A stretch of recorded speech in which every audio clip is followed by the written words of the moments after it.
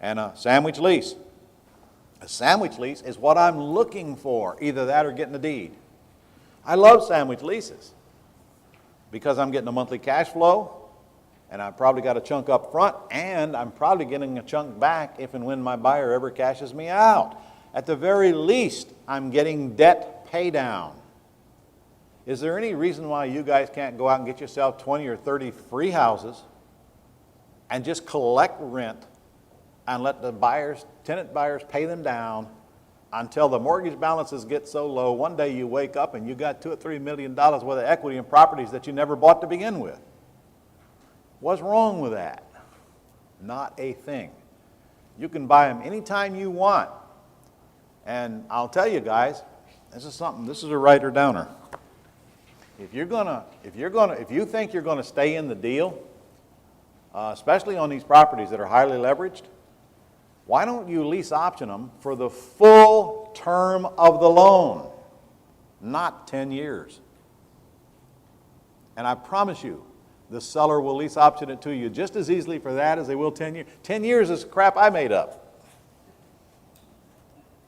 I made that up to protect the seller. But when I'm staying in the deal, I'm not worried about protecting the seller. I'll protect the seller. I'll make sure they get paid. So somebody owes 27 years on a loan, and they owe $20,000 more on the house than it's worth, lease option it for the entire 27 years. So now in 27 years, what's owed on the house?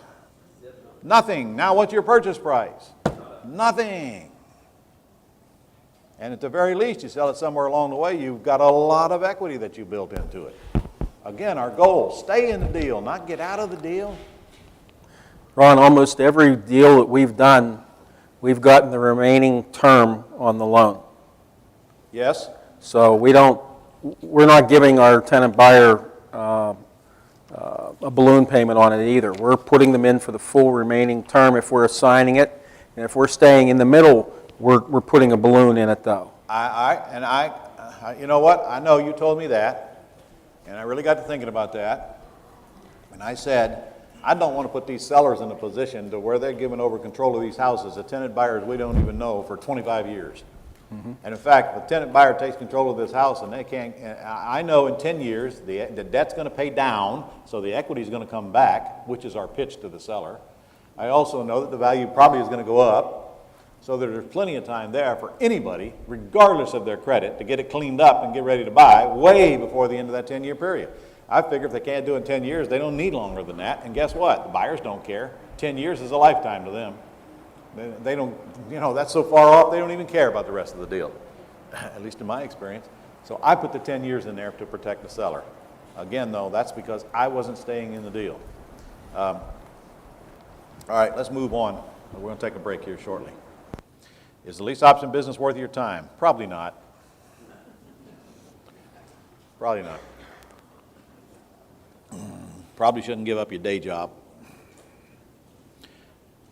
You've heard testimonies from the Ioannidis about how many deals they do. Incidentally, do we expect you guys to be doing the amount of deals they're doing?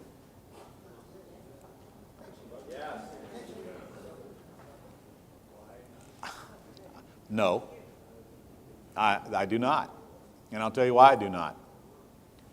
Because they're not normal. They're weird. And I'll tell you why they're weird. They're weird because they take action and get shit done. And I find that a very rare commodity in our society today. I tell you, I'm not kidding you.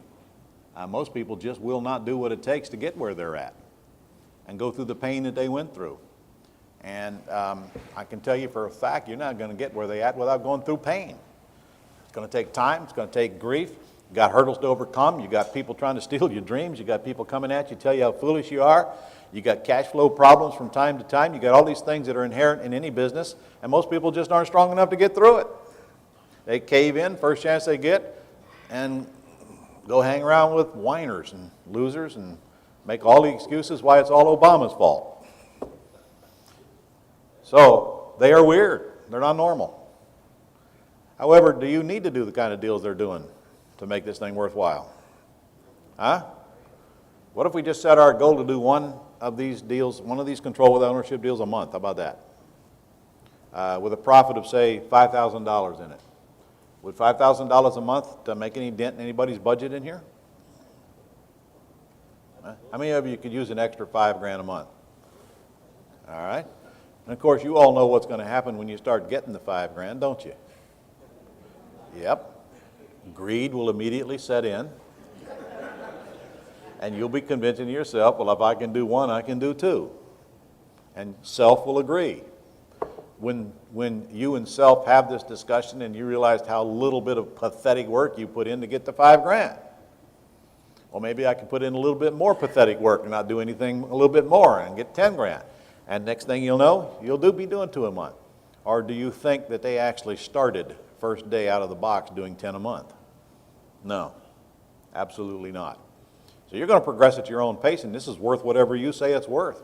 If you get serious about it, it's worth a lot of money. They're doing 7 figures. They're not the only one doing 7 figures. But however, 7-figure producers are in the minority, not the majority. Because what it takes to get 7 figures is in the minority, not the majority. You're going to decide. I can tell you right now, the more you get other people to do the work for you, the more you're going to likely to make. The more you try to do yourself, the less you're going to likely to make. I can absolutely guarantee you that. And that's the hardest thing for me to get people to do, is to turn loose of all the garbage that they want to do themselves. And some people use the excuse, well, I can't afford a VA. Well, baloney. You can't afford not to have a VA. Because if you don't have a VA, you're doing all the minutia crap and you're not going to make any money because you're so busy doing the minutia. Can't afford not to have a VA. I don't care if you have to give up cigarettes. VA, cigarettes, VA. Probably live longer too. Well, got to have a VA. Now, I want you to just do some timing with me here. You get out of here, you generate a FSBO. Don't care if you have to go home and call them yourself, heaven forbid. You generate a FSBO. Somebody says, yeah, please come out and lease option my house from me. Okay, you call them on a Monday. You go out on a Monday night or a Tuesday. You have a contract signed on a Wednesday. On a Thursday, you're putting it in on Craigslist and doing all the stuff we're going to talk about tomorrow. By the following week sometime, you're probably going to have a tenant buyer that you want, that you'll accept. It's got $5,000-$10,000. 2 days later, the attorney's going to be closing it and you're getting a check. This ain't rocket science, and it's not hard, but it's hard if you've never done one. I can tell you one thing for sure. The second one's easier than the first one, and the 10th one's easier than the second one, and the 20th one won't even stir up the molecular structure in your brain. But we got to get you to that first one first.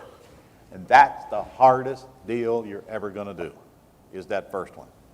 And of course, some of you will never do that first one. Because the dream stealers, minutia, are just plain procrastination will get in your way. Or maybe your spouse. Or Obama. Okay, what can you make with the Axe plan? I don't know. Just start with one deal a month. Prove to ourselves, get our shut-up check. Everybody knows what a shut-up check is. By the way, please make sure you make a copy of that first check you get.